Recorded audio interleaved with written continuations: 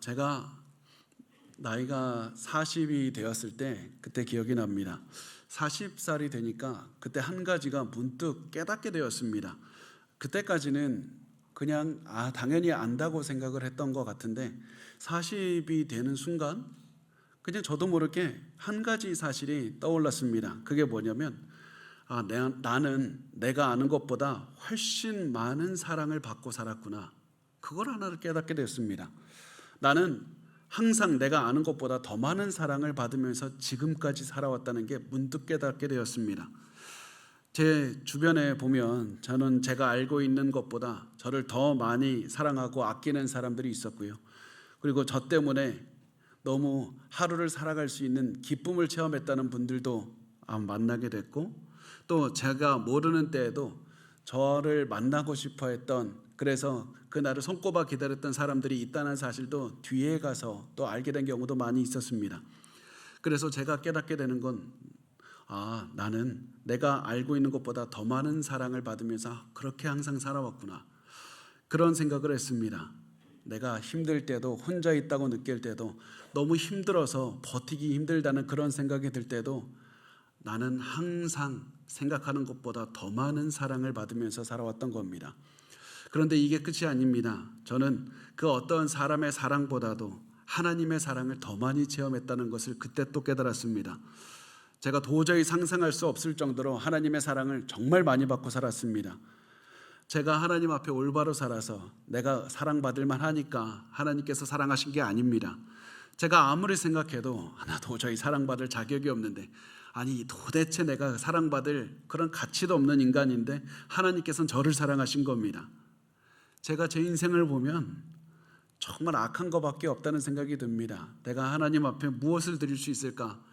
제 삶에 악했던 그런 마음들, 상한 마음들, 그냥 이런 것밖에 드렸더니 하나님께서 제 모든 부족한 인생, 부족한 마음을 받으시고 제 인생에서 찬양이 흘러넘치게 하셨고, 제가 복음 전하게 하셨고, 저를 통해서 생명이 전달되게 하는 이런 인생을 살게 하신 겁니다. 저 같은 사람을 어떻게 사용하셨나, 그런 생각이 들어도 정말 너무나도 놀라운데, 하나님께서는 제가 새로운 생명을 전하는 그런 위대한 삶을 살게 해주신 겁니다. 제가 그래서 아직 나이가 많이 어리지만 나이가 한 살씩 들어갈수록 제가 자꾸 변하게 되는 것이 있는데, 그게 뭐냐면 자꾸 십자가를 보면서 놀라게 된다는 겁니다. 그 전보다 올해보다 내년에 더 그럴 겁니다. 십자가를 보면서 감탄하게 되고 더 멍하니 바라보게 됩니다. 시간이 지날수록 하나님의 사랑이 이렇게 깊었나? 하나님의 사랑이 이렇게 뜨거웠나? 그것을 깨닫게 되기 때문에 그렇습니다. 예수께서 나를 위해서 죽으신 그 사랑, 예수께서 나를 위해서 죽으시고 새 생명을 주신 다음에도 나와 지금까지도 동행하시는 겁니다. 제가 그것을 볼 때마다 너무 감격이 없습니다. 너무 감탄이 나올 수밖에 없습니다. 하나님, 나를 사랑해 주셨습니다. 저는 제가 알고 있는 것보다 하나님께 더 많은 사랑을 항상 받으면서 살아왔습니다. 그게 제가 저의 짧은 인생을 보면서 깨달은 겁니다. 여러분도 이 사실을 깨달았으면 좋겠습니다. 여러분이 이 체험하고 인식하고 아는 것보다 항상 더 많은 사랑을 받으면서 살아왔습니다. 여러분이 알고 있지 못한 순간에서도 여러분은 많은 사람들이 항상 사랑을 주고 있었습니다. 여러분이 모르는 때에도 어떠한 사람은 여러분을 생각하면서 내가 살아갈 수 있는 힘을 얻었을 것이고, 너무나도 슬퍼했는데 여러분을 생각하면서 웃었을 것이고, 여러분과 항상 함께하고 싶은 그런 마음들 가진 사람이 있었을 겁니다. 여러분이 생각하는 것보다 더 큰 사랑을 항상 받아왔습니다. 그런데 어떤 분들은 부정할 수 있습니다. 그렇지 않습니다. 저는 평생 사람의 미움을 받으면서 살았습니다. 저 정말 힘들게 억울하게 살았습니다. 사람들이 너무나도 억울하게 저 비난했습니다. 그런 사람들 사이에서 둘러싸여 살아가고 있었고 아무도 저를 신경 쓰지 않았습니다. 아마 그 말이 맞을 수도 있습니다. 그렇지만 이 자리에 평생 사람의 사랑을 받지 못하고 살아가신 분이 있을 수도 있지만, 그분도 하나님의 사랑을 엄청나게 받았다는 사실을 부인할 수는 없습니다. 왜냐하면 여러분이 그 하나님의 위대한 사랑을 받았기 때문에 예수 그리스도를 믿게 된 것이고 구원을 얻은 것이고 이 자리에 있게 된 것이기 때문에 그렇습니다. 여러분이 아무리 많은 죄를 지었어도, 그렇게 악한 생각이 가득하고 내 입에서 그렇게 악한 말을 쏟아냈어도 하나님은 여전히 우리를 사랑하시고 우리에게 믿음을 주셔서 구원을 얻게 하신 겁니다.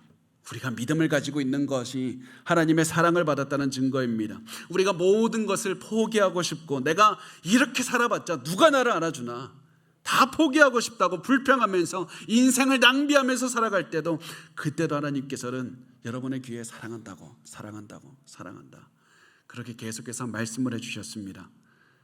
그래서 우리가 믿음을 가지고 있는 것이고, 그래서 우리가 오늘 이 자리에 있는 겁니다. 그리고 그 하나님께서 우리가 계속해서 우리에게 믿음을 주셔서 오늘까지 있게 한 것이고, 우리에게 한번 믿음을 주신 그 하나님은 우리가 죽을 때까지 그 믿음을 가지고 결국 구원하실 겁니다. 그래서 우리가 그 믿음을 가지고 있다는 생각을 할 때 우리가 감격에 넘칠 수 있는 겁니다. 감탄할 수 있는 겁니다. 내가 너무 힘들다고, 나 너무 힘들어서 누구도 도와줄 수 없다고 생각을 하고 있지만은 하나님이 나를 내가 생각하는 것보다 훨씬 사랑하신다, 그 사실을 깨달을 때 비로소 모든 짐을 내려놓을 수 있고 내가 편히 쉴 수 있고 내가 안심할 수 있는 겁니다. 하나님이 나를 사랑하셔서 나에게 믿음을 주셔서 구원하신 겁니다. 내가 노력했기 때문에, 내가 열심히 했기 때문에 구원을 성취하고 이뤄낸 것이 아니라 하나님이 우리를 사랑했기 때문에 믿음을 주시고, 그리고 그 믿음 보시고 너 참 의롭다라고 불러주시고 우리에게 구원을 주신 겁니다. 이게 얼마나 감격스러운 이야기입니까? 이게 얼마나 위대한 겁니까? 그래서 우리가 믿음을 가지고 있다는 것을 보면서 우리가 보여야 되는 반응은 좌절하고 낙심하는 것이 아니라, 아무리 내 인생에 바닥을 끼고 있다는 그런 생각이 든다 할지라도 그때에도 하나님의 위대한 사랑을 찬양하는 겁니다. 내가 아무것도 없다고 느끼는 그때에도 내가 믿음을 가지고 있는 하나님, 나에게 믿음을 주신 하나님, 나를 사랑하셔서 내가 깨닫지 못하는 그 순간에서도 나와 함께 하십니다. 그 하나님을 기억하면서 하나님을 찬양하는 겁니다. 우리 가슴에 믿음이 있다는 것이 하나님의 우리를 사랑하신다는 위대한 증거이기 때문에 그렇습니다. 우리를 사랑하신 하나님께서 우리를 위해서 우리와 영원히 함께 싶으셔서, 우리가 영원히 함께 싶은데 방법이 없으니까 독생자 예수 그리스도를 대신, 우리의 대신해서 십자가에서 죽게 하셔서 그 값을, 위대한 값, 너무나도 큰 값을 치르시고 우리에게 구원을 주시다는 사실입니다. 그렇게 위대한 하나님의 사랑이 여러분과 함께하고 있을 때 우리가 무엇을 두려워할 수 있겠습니까? 우리가 지금 필요한 것은 새로운 지식을 깨닫는 것이 아니라 이미 우리에게 있는 그 하나님의 사랑을 더욱더 깊이 체험하는 겁니다. 내가 알지 못했던 더 깊은 사랑을 체험하는 겁니다. 왜냐하면 저는 확신할 수 있기 때문에 그렇습니다. 여러분이 지금 체험하고 알고 있는 하나님의 사랑은 하나님의 그 영원한 사랑에 비해 볼 때 아주 조금도 알지 못하고 있기 때문에 그렇습니다. 하나님의 사랑만 제대로 깨달아도 여러분의 인생은 달라질 겁니다. 그런데 많은 분들이 이것을 보고 불공평하다고 말합니다. 잘못됐다고 말합니다. 저 잘 살았습니다. 나 충분히 칭찬받을 인생 살았습니다. 하나님, 만약에 믿음으로만 구원하신다면 제가 노력한 의미가 없지 않습니까? 은혜로만 구원하신다면 제가 이렇게 열심히 산 이유가 없습니다. 하나님, 은혜로도 주지만 한 절반 정도는 인생, 사람들이 산 인생도 참고하셔서 구원 주시면 안 됩니까? 이런 것들을 생각을 하시는 분들도 있습니다. 그렇지만 이렇게 주장하시는 분들은 오해하는 겁니다. 그분들은 스스로 잘 살았다고, 나 구원받을 인생 살았다고, 나 정도면 착하고 깨끗하게 살았다고 얘기를 하지만, 그것은 그 기준이 무엇입니까? 잘 산 기준이 무엇입니까? 내 주변 사람들에 비해서 잘 산 겁니다. 다른 사람들에 비교해 보니까 내가 잘 살았다고 느끼는 겁니다. 그래서 상대적으로 내가 잘 살았다고 느끼니까 우리가 이렇게 얘기하는 겁니다. 하나님, 나에게 구원을 주셔야만 됩니다. 하나님, 나 구원받을 권리가 있습니다. 하나님, 나 구원을 요구할 수 있는 위치에 있는 사람입니다. 그런데 하나님께서 구원을 해주시는 그 기준이 무엇이냐면 상대적이지 않습니다. 절대적인 기준입니다. 완벽한 삶을 살아야 됩니다. 조금도 흠이 없어야만 됩니다. 우리가 완벽한 인생을 살아야 구원을 얻을 수 있는 겁니다. 완벽하게 율법을 지켜야 구원을 얻을 수가 있는 겁니다. 이 사실을 보고 내릴 수 있는 결론이 무엇이냐면 우리의 노력으로는 절대로 구원을 얻을 수 없다는 겁니다. 하나님이 주시는 은혜의 믿음을 통해서만 구원을 얻을 수 있는 겁니다. 하나님이 우리를 사랑해 주셔서 구원을 해주셔야 구원을 얻을 수가 있는 겁니다. 그런데 계속해서 이 말씀을 못 받아들이고 그래도 그거 불공평한 겁니다. 그래도 그거 잘못된 겁니다. 이런 마음이 머리로는 알겠는데 가슴으로 안 받아들여진다는 분들이 있을 수 있습니다. 그리고 그 사람들이 유대인들이었습니다. 바울 앞에 서 있는 유대인들이 그랬습니다. 바울이 믿음이 아니면 구원을 얻을 수 없다. 계속 그래도 유대인들은 이해를 할 수가 없었습니다. 내가 그거 못 받아들이겠습니다. 아니 구원을 얻기 위해서는 믿음 아니라 다른 것도 같이 있어야 되는 것 아닙니까? 믿음 플러스 무엇인가 행동이 있어야 되는 것 아닙니까? 그래서 유대인들은 바울에게 이렇게 말을 합니다. 바울 당신은 아브라함에 대해서 얘기를 하면서 아브라함이 행위가 아니라 믿음으로 구원받았다고 말을 했습니다. 사람은 율법을 완벽하게 지켜서는 구원을 받을 수 없고 그래서 믿음으로만 구원받는다고 말했습니다. 그런데 어떻게 믿기만 하면 구원을 얻는단 말입니까? 그거 너무한 것 아닙니까? 최소한 구원 얻을 자격을 갖추어는 행동을 해야만, 어떤 자격을 갖추는 그런 삶을 살아야만 그 상으로 구원을 주신다고 해야지 그게 이해가 가지. 어떻게 무조건 믿기만 하면 구원을 얻는다는 겁니까? 내가 구원을 얻기 위해서는 할례라도 받아야 되는 것 아닙니까? 최소 그거라도 해야죠. 여기서 유대인들이 바울에게 할례를 받아야 구원을 얻는 것 아니냐는 그런 생각을 가지고 바울과 이야기를 하는 겁니다. 할례를 받아야 된다. 이것은 유대인이 되어야 된다는 표시였습니다. 유대인들이 이방인이 유대인이 될 때 할례를 받았습니다. 그래서 결국 유대인들이 했던 질문은 구원 얻기 위해서는 유대인이 되어야 되는 것 아닙니까? 이방인은 구원 못 얻습니다. 그래서 이들은 구원을 얻기 위해서는 할례가 필요하다고 얘기하면서 그 주장의 근거로 이렇게 말을 합니다. 할례는 하나님이 명령하신 겁니다. 할례가 아무런 의미가 없다면 하나님이 왜 명령했겠습니까? 쓸데없는 거 명령하실 리가 없습니다. 그러니까 구원 얻으려면 할례 받아야 됩니다. 이렇게 이야기를 했고 그 이야기에 바울이 이렇게 대답을 합니다. 로마서 4장 9절에서 10절 말씀입니다. 우리 같이 읽겠습니다. 시작. 그런즉 이 복이 할례자에게냐 혹은 무할례자에게도냐?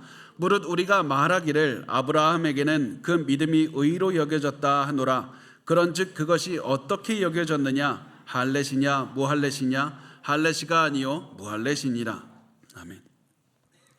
만약에 할례가 구원을 얻는데 필요했다면 아브라함도 구원을 얻기 위해서 할례를 했을 겁니다.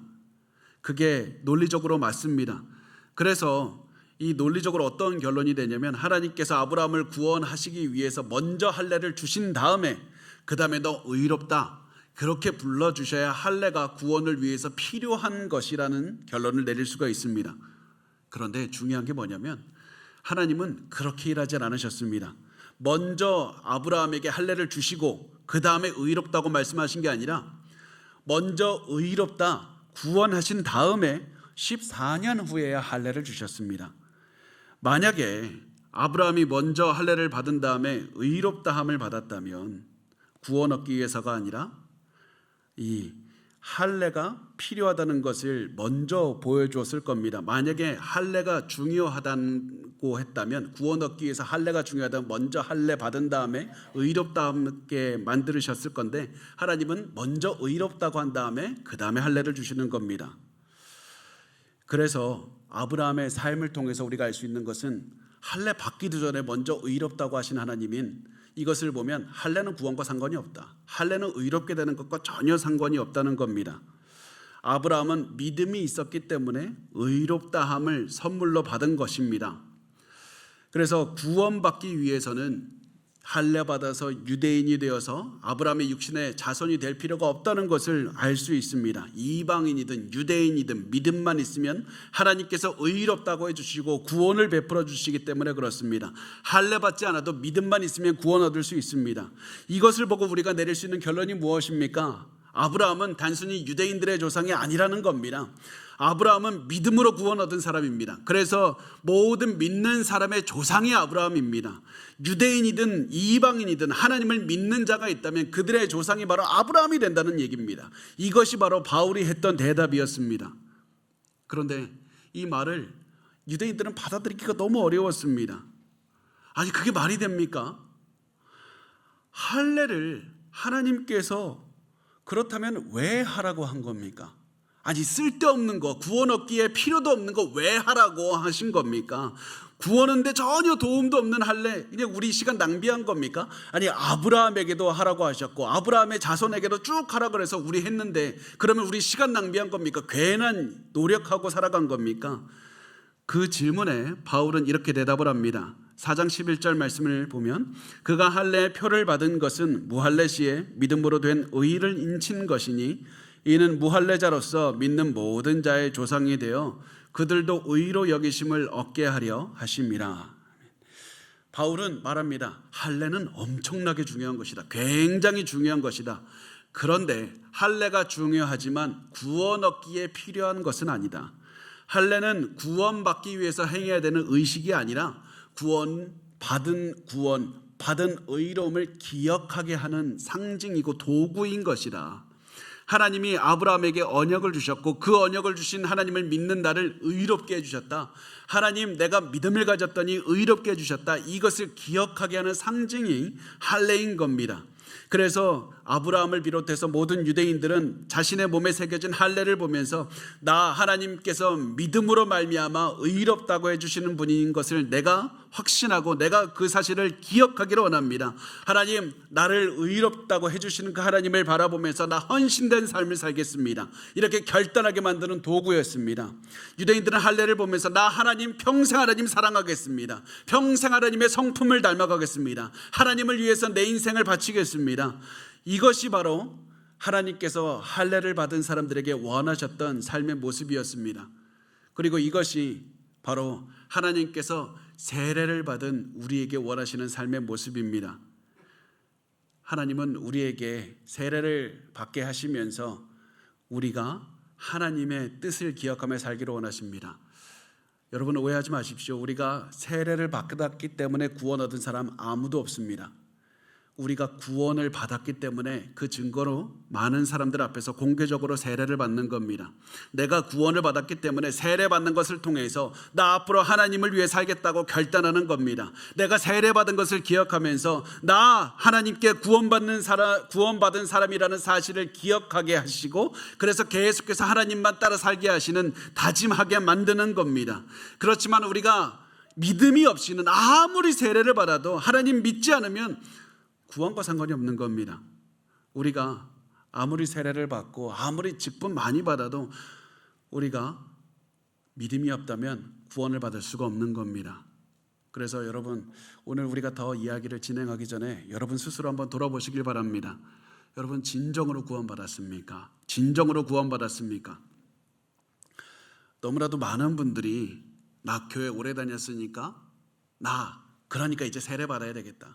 세례 받은 다음에 내 주변 사람들 이 정도 시간 지나면 집사 받으니까 집사 받고, 시간 지나서 내 주변 사람들 권사 받으니까 권사, 안수 집사, 장로 받고, 그러고 내 삶에 이제는 교회가 내 삶의 일부가 되었으니까 당연히 교회를 다니면서 그러면서 나 구원받았다고 생각을 합니다. 여러분, 이런 삶은 구원받지 못했을 수도 있습니다. 제가 이런 말씀을 드린 이유는 우리의 구원을 의심하라 이런 얘기가 절대 아닙니다. 여러분이 예수를 믿고 구원받은 확신이 있으면 그 안에서 기뻐하면서 그 믿음 간직하면서 사시면 됩니다. 제가 걱정하는 것은 믿음이 없는데도 불구하고 교회 안에 계속해서 계시는 분들입니다. 내가 세례받았고 내가 집사고 내가 권사고 안수집사 장로니까 나 구원받았다고 하시는 분들이 너무나도 걱정되는 겁니다. 나 교회 봉사 오래 했고 나 헌금 많이 냈고 나 교회에서 기도 오래 했고 찬양 부를 때 나 눈물 났으니까 나 구원받았다고 생각하는 분들이 걱정이 되는 겁니다. 내가 세례 받았으니까, 내가 무엇을 했으니까 구원받은 게 아니라 예수를 믿기 때문에 구원받은 겁니다. 우리의 구원의 기반은 믿음 하나만 되어야만 됩니다. 예수 그리스도에 대한 믿음 이외에 그 어떤 것도 우리의 믿음의 기반, 구원의 기반이 될 수는 없는 겁니다. 그런데 이때 우리가 주의해야 될 점이 하나 있습니다. 믿음에 대해서 우리가 이해하시길 바랍니다. 믿음은 감정이 아닙니다. 믿음은 절대 감정이 아닙니다. 감정과 혼합해서 생각하면 우리가 헛갈리게 됩니다. 우리가 예수를 믿고 있습니까? 이렇게 질문할 때 많은 분들이 그렇지 않다고 생각합니다. 그 이유가 뭐냐면 예수를 내가 제대로 믿으면 예수님 생각하면 눈물이 나야 될 것 같고, 예수님 생각하면 고난 중에도 항상 기분이 좋아야 될 것 같고, 예수님 생각하고 성경을 보면 내 삶에 항상 용기가 나는 것 같고, 그런 마음, 그런 감정이 들어야 내가 믿음이 있다고 생각하기 때문에 예수에 대한 믿음이 있냐고 물으면 자꾸 망설이는 겁니다. 그런데 우리가 기억해야 될 것은 믿음은 절대 감정과 같지 않다는 겁니다. 좋은 감정도 있으면 좋습니다. 그런데 믿음과 감정은 항상 같이 가지 않습니다. 내가 예수를 믿는 믿음과 감정이 상관없을 때가 더 많습니다. 예수를 제대로 믿는데 마음이 차가울 때도 많이 있습니다. 아무리 우리 감정이 차가워도 예수를 믿는 믿음, 그 확신에서 흔들리지 않으면 그걸로 되는 겁니다. 예수에 대한 확신, 예수 그리스도를 믿는 믿음, 예수를 믿으면 구원을 얻는다는 그 확신이 있으면 내가 그 믿음을 굳게 잡고 있기만 하면 되는 겁니다. 그 믿음이 내 가슴에 있으면 내가 구원받았다는 사실을 확신할 수 있는 겁니다. 그래서 그 믿음을 굳게 붙잡으시기 바랍니다. 생명줄처럼 붙잡으시기 바랍니다. 믿음이 여러분을 살리는 겁니다. 감정이 아니라 믿음이 살립니다. 우리는 믿음으로만 구원을 얻었습니다. 그리고 아브라함도 믿음으로만 구원을 얻었습니다. 아브라함은 할례와는 전혀 상관이 없이 믿음으로만 의롭다함을 얻었기 때문에 아브라함은 모든 믿는 자의 조상이 된 겁니다. 그래서 12절은 이렇게 말씀을 합니다. 또한 할례자의 조상이 되었나니 곧 할례받을 자에게뿐 아니라 우리 조상 아브라함이 무할례 시에 가졌던 믿음의 자취를 따르는 자들에게도 그러하니라. 그러니까 아브라함은 할례를 받기 전에 믿음으로 의롭다함을 받은 겁니다. 이 말은 유대인들의 기준에서 굉장히 놀라운 얘기입니다. 아브라함이 할례 받기 전에 의롭다함을 믿음으로 받았다는 것은 아브라함이 의롭다함을 받았을 때가 할례 받기 전에 유대인들의 기준에서 보면 이방인들의 상태가 됩니다. 이방인들의 상태였을 때 하나님께서는 아브라함의 믿음을 보고 의롭다고 해주신 겁니다.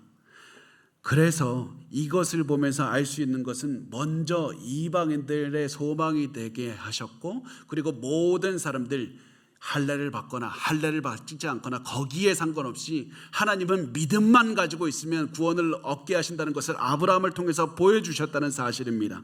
그래서 이것을 보고 우리가 알 수 있는 것은 우리도 구원 얻기 위해서는 믿음만 있으면 충분하다. 할례를 하지 않아도 된다. 우리가 다른 어떤 의식을 치를 필요가 없다는 겁니다. 믿음만 있으면 우리도 의롭다함을 얻을 수 있고 아브라함의 자손이 될 수 있는 겁니다. 그리고 이것이 바로 은혜입니다. 다른 것이 은혜가 아니라 이것이 바로 은혜입니다. 믿음으로 의롭다함을 받을 수 있다는 것 자체가 은혜인 겁니다. 만약에 우리가 다른 방법으로 구원받을 수 있었다면 하나님께서 다른 방법 사용하셨을 겁니다. 그런데 다른 방법이 없으니까 독생자 예수 그리스도를 이 땅에서 우리를 대신해서 죽게 하신 것 아닙니까? 큰 값을 치르게 하시면서 우리에게 믿음을 주시고 구원을 얻게 하신 것 아닙니까? 하나님의 우리를 구원하기 위해서 믿음만 있으면 구원을 얻게 하신 것이고, 이것이 바로 하나님께서 주신 사랑의 증표입니다. 우리가 하나님의 사랑을 받고 있다는 증거가 바로 내 안에 믿음이 있다. 예수께서 나를 위해서 죽으시고 나에게 믿음 주시고 구원을 선물로 주셨다. 이것이 바로 하나님의 사랑의 증거인 겁니다.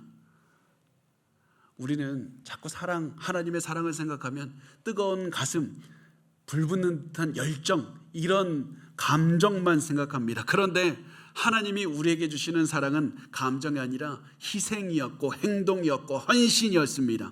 하나님은 우리를 사랑해서 우리를 구하기 위해서 독생자를 보내셨고, 하나님께서는 가장 소중한 자기 자신을 우리에게 주신 겁니다. 그렇게 해서 우리에게 주신 선물이 믿음이고 구원입니다. 그래서 여러분, 그 사실을 생각할 때 여러분 절대로 여러분이 받은 믿음 절대 가볍게 여기지 마셔야만 됩니다. 하나님께서 우리에게 믿음 주고 구원 주기 위해서 치르신 그 희생과 그 값어치는 말로 형용할 수 없는 엄청난 것이기 때문에 그렇습니다. 여러분은 그만큼 사랑받고 있는 분들입니다. 여러분은 그만큼 가치를 하나님께서 주신 분들인 겁니다. 여러분은 여러분이 생각하는 것보다 더 많이 사랑을 항상 받고 있는 그런 분들이라는 사실을 반드시 아셔야만 됩니다. 이렇게 해서 바울은 지금까지 할례에 대해서 이야기를 했습니다. 구원 얻기 위해서는 할례 받는 게 필요하지 않고 믿음만 있으면 된다. 이것을 성경으로 바울이 증명했습니다. 이 말을 들은 유대인들은 여기서 그치지 않을 겁니다. 알겠습니다. 할례가 아니라는 사실을 알겠습니다. 그러면 할례가 아니라면 다른 무엇이라도 좀 있어야 되는 것 아닙니까? 율법은 안 됩니까? 율법 지켜야지 구원 얻는다. 그거는 좀 말이 되지 않습니까? 그렇게 질문을 했고 그 질문에 이렇게 말합니다. 로마서 4장 13절에 말씀합니다. 아브라함이나 그 후손에게 세상의 상속자가 되리라고 하신 언약은 율법으로 말미암은 것이 아니요 오직 믿음의 의로 말미암은 것이니라. 그러니까 바울은 할례와 마찬가지로 율법이 구원을 얻는데 아무런 도움이 되지 않는다고 말합니다. 그 증거가 어디 있습니까? 아브라함에게서 또 찾을 수 있습니다. 아브라함은 모세가 태어나서 율법을 전해주기 전에 훨씬 전에 수백 년 전에 태어난 사람이었습니다. 아브라함은 율법과 상관없이 의롭다함을 이미 얻은 사람입니다. 할례는 아브라함이 의롭게 된 다음에 14년이 지난 다음에 받았지만 율법은 아브라함이 죽은 지 400년도 훨씬 지난 다음에 왔기 때문에 그렇습니다. 그래서 아브라함은 율법과 상관없이 의롭다함을 받았습니다. 이것을 보면서 하나님께서는 믿음을 봐야 된다. 믿음만이 의롭게 될 수 있는 방법이다. 믿음을 보라. 계속 우리에게 알려주시는 겁니다. 그런데 만약에 이 사실을 보면서도 나 그래도 못 받아들이겠습니다. 나 마음이 믿어지지 않습니다. 나 율법을 지켜서 구원을 얻으려고 하겠습니다. 나 잘 살아서 구원 얻으려고 하겠습니다. 이런 마음으로 살면 어떠한 결과가 옵니까? 하나님의 진노를 얻게 되는 겁니다. 우리가 아무리 열심히 살아도 결국에서는 완벽하지 못하기 때문에 하나님의 만드신 법을 어길 수밖에 없게 되고 그 결과 하나님의 진노의 심판을 받게 되는 겁니다. 하나님의 진노는 두려운 겁니다. 하나님의 진노는 정말 상상조차 할 수 없는, 상상조차 하기 싫은 것입니다. 하나님의 진노가 너무나도 두려운 것이기 때문에 하나님께서는 진노를 피할 수 있는 은혜의 길을 열어두셨고 그 은혜의 길, 믿음으로, 믿음만 있으면 구원을 얻을 수 있게 해주신 겁니다. 그래서 우리가 계속 생각해야 되는 것은 믿음으로만 구원을 얻는다. 하나님 나에게 믿음 주셔서 감사합니다. 그 믿음을 붙잡고 평생 살아가야 되는 겁니다. 이것이 하나님이 주신 언약입니다. 그래서 바울은 이 언약에 대해서 이렇게 말씀합니다. 언약은 율법으로 말미암은 것이 아니요 오직 믿음의 의로 말미암았다. 이렇게 말씀을 합니다. 언약은 율법으로 말미암은 게 아니라 믿음의 의로 말미암은 겁니다. 이 말은 하나님께서 구원하신다는 언약을 주셨는데 조건을 두지 않았다는 말입니다. 하나님께서 이제 언약에 무슨 말씀을 하십니까? 너가 이 조건 잘 지키고 너가 이 율법 잘 지키면 내가 그거 보고 구원해 주겠다, 이렇게 하지 않는다는 겁니다. 하나님께서는 무조건 내가 이루어 주겠다는 말씀만 있습니다. 하나님께서 구원을 이루신다는 그 말씀만 있습니다. 약속만 있습니다. 그렇기 때문에 이것이 은혜인 것이고 그렇기 때문에 이것이 사랑의 언약이고 자비의 언약인 것이지 하나님께서 무엇을 이루는 대가로 주시는 분이 절대로 아니라는 겁니다. 이 말을 들은 유대인들은 그래도 받아들일 수가 없다고 생각을 합니다. 알겠습니다. 그럼 율법에 상관없이 구원을 주신다면 율법 왜 주신 겁니까? 율법 쓸데없는 거 왜 주신 겁니까? 우리가 구원하지도 못하게 만드는 율법을 왜 주셔서 우리로 힘들게 지키라고 하시는 겁니까? 그 이유는 율법으로는 구원을 얻지 못하고 은혜를 붙잡으라, 이 한 가지 사실을 알려주기 위해서 그렇습니다. 율법을 통해서는 도저히 구원을 얻을 수 없다는 사실을 깨닫고 하나님의 은혜밖에 기댈 곳이 없다, 하나님의 은혜가 우리가 구원을 받을 수 있는 유일한 방법이라는 사실을 깨닫게 하기 위해서 그런 겁니다. 이 하나님께서 주신 은혜, 하나님께서 주신 방법, 믿음만 있으면 구원을 얻을 수 있게 하셨다. 이것이 율법을 주신 이유입니다. 그래서 우리에게 믿음을 통해 구원을 주신다. 믿음을 통해 구원을 주신다. 율법을 볼 때마다 믿음을 기억하라. 율법을 볼 때마다 은혜를 기억하라. 이렇게 하나님께서는 말씀을 해주시는 겁니다. 그런데 이때 우리가 중요하게 바라봐야만 되는 한 가지 표현이 나타납니다. 그 표현이 무엇이냐면 세상의 상속자라는 표현입니다. 세상의 상속자라는 표현이 나옵니다. 하나님께서 아브라함과 아브라함의 후손들과 언약을 맺으셨는데 세상의 상속자가 되게 하시리라고 약속을 하셨다는 겁니다. 그런데 중요한 게 뭐냐면 아브라함이 세상의 상속자라는 표현으로 약속을 받은 게 없다는 겁니다. 세상의 상속자가 되게 하시겠다는 약속을 어디서 했을까? 아무리 찾아봐도 없습니다. 다만 이런 표현은 있습니다. 창세기 12장 3절 말씀에 보면 너를 축복하는 자에게는 내가 복을 내리고 너를 저주하는 자에게는 내가 저주하리니 땅의 모든 족속이 너로 말미암아 복을 얻을 것이라 하신지라. 땅의 모든 족속이 너로 말미암아 복을 얻을 것이라. 하나님께서는 아브라함에게 땅의 모든 족속이 너로 말미암아 복을 얻을 것이라고 말씀하셨습니다. 모든 족속이 아브라함으로 말미암아 복을 얻으리라. 이것이 핵심인 겁니다.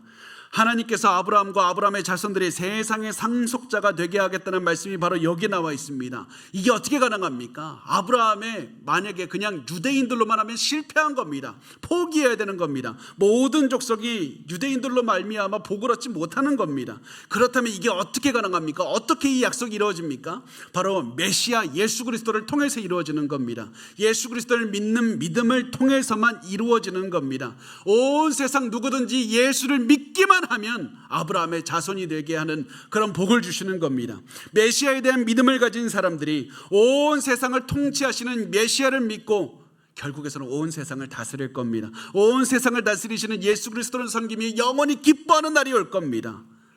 그래서 예수를 믿는 자마다 복을 얻을 것이다. 이 말씀이 여기에 기록된 겁니다. 이것이 우리에게 주신 복입니다. 믿음을 가진 우리에게 주신 복이 바로 여기에 나와 있는 겁니다. 이렇게 해서 하나님께서 믿어야 된다. 믿음이 은혜다. 믿음을 통해서 구원을 얻게 하셨는데도 불구하고 계속해서 나 그래도 믿을 수 없습니다. 나 그래도 거부합니다. 이런 분들에게는 어떤 일이 일어납니까? 내 노력으로 구원을 얻겠다고 하시는 분들에게는 어떤 결과가 일어나냐면 14절과 15절의 말씀의 결과가 나옵니다. 만일 율법에 속한 자들이 상속자이면 믿음은 헛것이 되고 약속은 파기되었느니라. 율법은 진노를 이루게 하나니 율법이 없는 곳에는 범법도 없느니라. 율법을 잘 지켜서 구원을 이루려고 한다면 그 결과는 하나님의 진노의 심판을 받는 것밖에 없다. 왜냐하면 율법을 선택한 자에게는 은혜가 없기 때문에 그렇습니다. 은혜와 율법 둘 중에 하나만 선택할 수 있지 둘 다 선택할 수 없습니다. 하나님의 은혜로운 길, 구원의 길, 믿음을 거부했기 때문에 하나님은 그 사람에게, 믿음을 거부한 사람에게 율법 잘 지켰는지 하나라도 어긴 것이 있는지 그것을 보고 판단하실 것이고 결국 진노의 심판을 받게 된다는 겁니다. 그래서 여러분도 아직 선택하지 못한 분이 있다면 여러분 반드시 선택하시길 바랍니다. 율법을 이루어서 구원을 얻든지 아니면 믿음으로 구원을 받든지, 그리고 그 답은 여러분이 알고 있을 겁니다. 그런데 우리의 문제가 뭡니까? 우리의 문제는 둘 다 선택하고 싶어 하는 겁니다. 은혜로 구원은 얻고 싶습니다. 동시에 나도 좀 자랑하고 싶습니다. 내 노력도 좀 열심히 해서 남들 앞에서 드러내고 싶습니다. 하나님 앞에 드러내고 싶고 사람들 앞에서 어떻게 해서든지 자랑하고 싶은 것이 우리의 마음 아닙니까? 그래서 나중에 구원 얻었을 때 많은 사람들이 보는 앞에서 하나님께서 내 이름 불러주시고 일로 오라고, 그래서 정말 너 잘했다고 많은 사람들 앞에서 칭찬하시면서 너 열심히 살아서 내가 구원했다고, 그래서 내가 너에게 이렇게나 많은 상을 주겠다고 하면서 인정받는 모습을 보여주고 싶은 것이 우리의 솔직한 마음인 겁니다.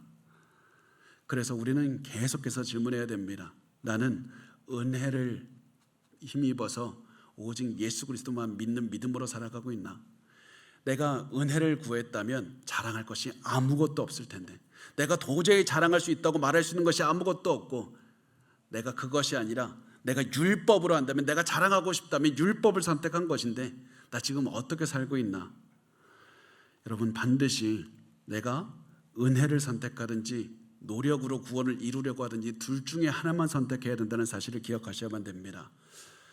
저도 천국에 가는 생각을 좀 종종 합니다. 혼자 있을 때 아니면 설교 준비할 때 천국에 가면 어떤 모습일까? 정말 그 상상만 해봐도 너무 좋습니다. 하나님을 보면 그 위대하시고 광채가 나는 하나님의 얼굴과 얼굴을 보면 어떤 모습일까? 하나님의 그 위대하신 하나님을 보면 내가 어떤 마음이 들까? 이런 생각이 듭니다. 그래서 한 번씩 그 우리 주변의 목사님들과 대화를 나눠보면 여기에서 자신들의 성격이 좀 나옵니다. 공부 좋아하시는 분들은 내가 신학에서 모르는 게 있는데 하나님 가면 꼭 물어볼 것이다, 이런 분들도 있고요. 아니면 어떤 분은 내가 인생 살면서 도저히 내가 이해가 안 되는 그 삶의 그 문제가 있었는데 그거 하나님께 물어볼 것이다. 아니면 어떤 분은 나 하나님과 즐겁게 영원히 살 것이다. 뭐 질문이 필요하느냐, 이런 분들도 있습니다. 근데 여기에서도 저는 제 성격이 좀 드러나는 것 같은데, 저는 하나님 앞에 섰을 때 저는 도저히 무슨 말을 할 수가 없을 것 같다는 생각이 들었습니다. 제가 할 수 있는 말은 하나님, 저를 불쌍히 여겨주십시오. 저 불쌍히 여겨주십시오. 제가 자랑할 게 없습니다. 하나님, 제가 하나님 앞에 섰는데 제가 구원을 받을 제가 무엇인가 아무것도 한 적이 없습니다. 저는 하나님의 은혜밖에 의지할 것이 없습니다. 나 은혜밖에 의지할 것이 없습니다. 왜냐하면 제가 하나님께서 주신 그 위대한 사랑에 걸맞지 않게 살았고, 하나님께서 목회자로 불러주셨는데 그 영혼들도 나 제대로 못 섬겼습니다. 불쌍히 여겨주십시오. 그런 생각을 하면서 기도할 때마다 하나님께서 이 말씀을 항상 생각나게 하십니다. 누가복음 18장 13절과 14절인데요. 우리 같이 읽어볼까요? 시작. 세리는 멀리 서서 감히 눈을 들어 하늘을 쳐다보지도 못하고 다만 가슴을 치며 이르되 하나님이여 불쌍히 여기소서, 나는 죄인이로소이다 하였느니라. 내가 너희에게 이르노니 이에 저 바리새인이 아니고 이 사람이 의롭다 하심을 받고 그의 집으로 내려갔느니라.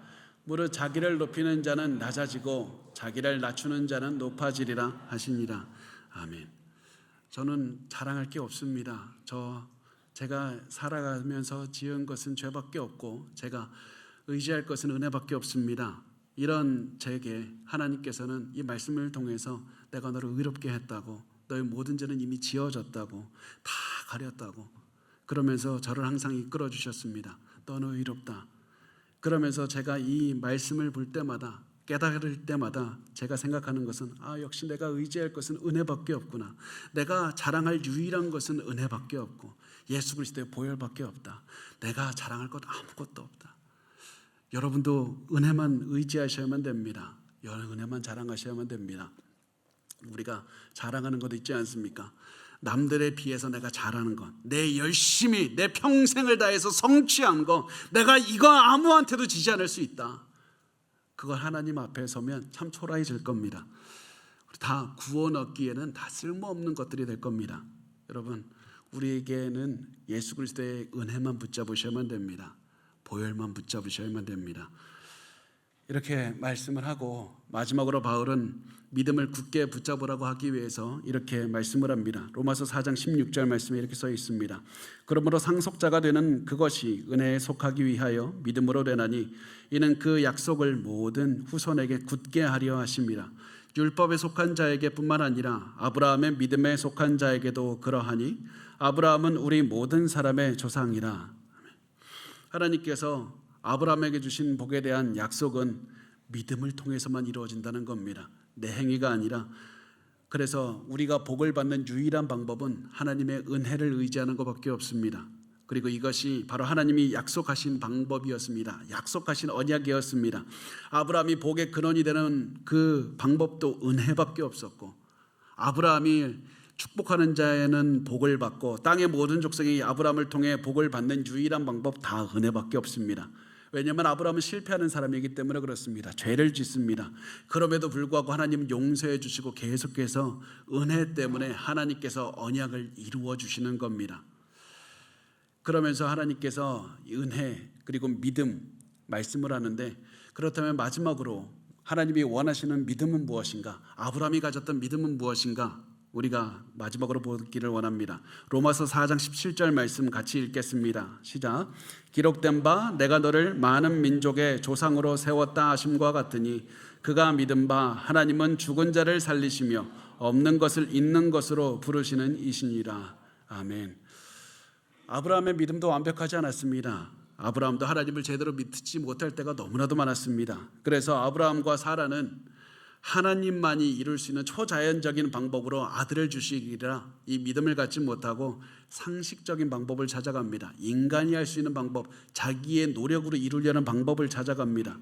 그래서 이 사라의 여종인 하갈이라는 여자를 통해서 아들을 낳았습니다. 그런데 하나님께서는 말씀합니다. 너의 노력, 너의 힘으로 이루는 것이 아니라 초자연적인 능력, 하나님만이 할 수 있는 능력으로 이루리라. 그러면서 하나님을 믿으라고 하셨습니다. 그리고 아브라함은 하나님을 믿었습니다. 아브라함과 사라가 고령이어서 아이를 낳을 수 없는 나이임에도 불구하고 아브라함은 사라를 통해서, 나를 통해서 이 많은 민족들이 태어나게 하실 것이다, 하나님을 믿었습니다. 그래서 아브라함의 믿음은, 성경은 아브라함의 믿음을 이렇게 말씀합니다. 하나님은 죽은 자를 살리시며 없는 것을 있는 것으로 부르시는 이시라. 아브라함은 죽은 것에게도 생명을 주시는 분이 하나님이시고 무에서 유를 창조하시는 하나님, 그분이 내가 믿는 하나님이라는 사실을 믿었던 겁니다. 내가 믿는 하나님은 창조주이시기 때문에 내 아내의 몸 안에서도 창조 사역을 행하셔서 아기를 만들어내셔서 그 아기를 탄생하게 하실 것이다, 그것을 믿었던 겁니다. 그리고 불가능한 상황에서도 아브라함이 하나님을 믿었더니 그 믿음은 이삭이라는 아들이 태어남으로써 응답을 받게 하셨습니다. 그래서 아브라함은 하나님을 믿는 믿음을 통해서 하나님과 함께한 모든 사람의 믿음의 조상이 되게 됩니다. 이것이 오늘 우리가 나누는 본문 말씀입니다. 오늘 본문은 굉장히 중요한 본문입니다. 솔라피데, 그러니까 믿음으로만 구원 얻는다, 이것을 알려주는 핵심 구절이 오늘 우리가 나누는 말씀이었습니다. 그래서 저 오늘도 최선을 다해서 준비를 했는데요. 그러면서 단순히 말씀, 하나님 저 정말 열심히 설명을 하겠습니다, 그런데 이것이 설명이 되지 않고 성도들에게 간청하는 마음으로 저 준비합니다. 성도들이 이 말을 듣고 하나님의 예수 그리스도의 은혜를 더욱더 붙잡게 하시고 이 자리에서 예수를 모르는 분이 있다면 믿음을 주셔서 인생이 바뀌게 도와주시옵소서. 제가 그런 간청하는 마음으로 이 말씀을 준비했습니다. 여러분, 그래서 오늘 말씀, 내가 믿음으로만 구원 얻는다, 여기에 여러분 반드시 말씀을 기억해 주시길 바랍니다. 우리의 구원은 예수 그리스도에 대한 믿음으로만 얻을 수가 있는 겁니다. 믿음만이 중요한 겁니다. 우리의 살아온 모든 인생, 우리의 선한 의도, 우리의 모든 노력 다 우리를 구원하지 못합니다. 믿음만이 중요합니다. 예수님만 믿으시기 바랍니다. 예수님만 믿으셔야만 됩니다. 그리고 제가 항상 이 말씀을 전하면서 꼭 이 예수님을 믿지 못하는, 아직 구원 얻지 못하는 분들에게 꼭 말씀을 드리게 되는데, 여러분, 지금이 여러분을 향한 하나님의 부르심인 줄 믿고, 하나님, 저 목사가 계속 내가 알지 못하는 믿음이라는 거 자꾸 얘기하면서 믿으면 달라진다고 하는데, 믿으면 사랑을 체험한다고 하는데 나 그거 모르겠습니다. 나 너무 힘듭니다. 내가 이때 예수를 믿는 믿음 주셔서 내가 이제부터는 다른 인생 살게 해달라고 여러분 꼭 그렇게 기도하셨으면 좋겠습니다. 그리고 여러분, 우리가 그렇게 예수님만 믿는 믿음으로 여러분의 삶을 한번 보시기 바랍니다. 그러면 여러분의 마음에 믿음을 주신 은혜가 얼마나 큰지 깨닫게 될 겁니다. 그리고 그때 여러분의 가슴에 믿음이 있다는 사실을 깨달았을 때 이것도 기억하셔야만 됩니다. 나는 내가 생각하는 것보다 더 큰 사랑을 받고 있다. 하나님의 사랑은 나를 단 한 번도 떠난 적이 없다. 여러분은 그렇게 가치 있고 귀한 사람들인 겁니다. 하나님의 사랑이 단 한 번도 떠난 적이 없는 그런 사람들인 겁니다. 하나님의 은혜를 기억하시고 은혜 안에서 깊은 사랑을 체험하시고 하나님의 은혜 안에서 평온하게 모든 것을 누리면서 만족하면서 기뻐하며 사시길 바랍니다.